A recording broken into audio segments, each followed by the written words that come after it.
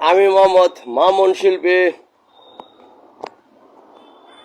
ইসলামের সকল আলোচনাকারী এখন সূরা ফাতিহা তেলাওয়াত করে শোনাবো আপনাদের মাঝে। সূরা ফাতিহা সবাই খুশি খুশি সবাই মুখস্থ করবেন, সবাই শিখবেন এবং বানান করে হরফ, প্রতিটি হরফ অক্ষরে অক্ষরে যেন ভুল না হয় সেভাবে শিখবেন এবং আরেকজনকে কীভাবে শিখতে হয় সেই শিখে পদ্ধতিটিভাবে শিখে দাওয়াত দিবেন, শিখাবেন অর্থাৎ মুখস্থ করাবেন।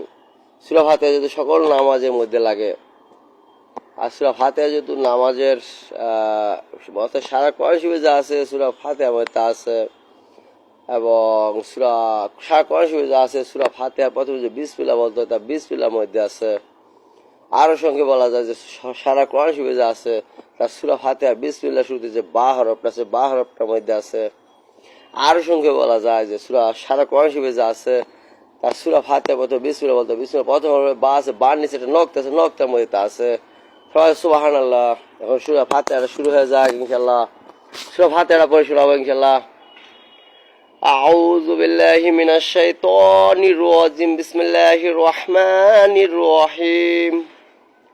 আলহামদুলিল্লাহি রাব্বিল আলামিন আর রহমানির রহিম মালিকি ইয়াউমিদ্দিন ইয়াকা না'বুদু ওয়া ইয়াকা নাস্তাঈন ইহদিনাস সিরাতাল মুস্তাকিম সিরাতাল লাযীনা আন'আমতা আলাইহিম গায়রিল মাগদুবি আলাইহিম ওয়ালাদ-দাল্লিন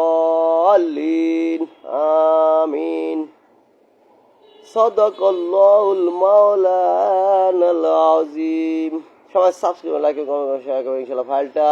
আল্লাহ হাফেজ। আসসালামু আলাইকুম ওয়া রাহমাতুল্লাহি ওয়া বারাকাতুহু।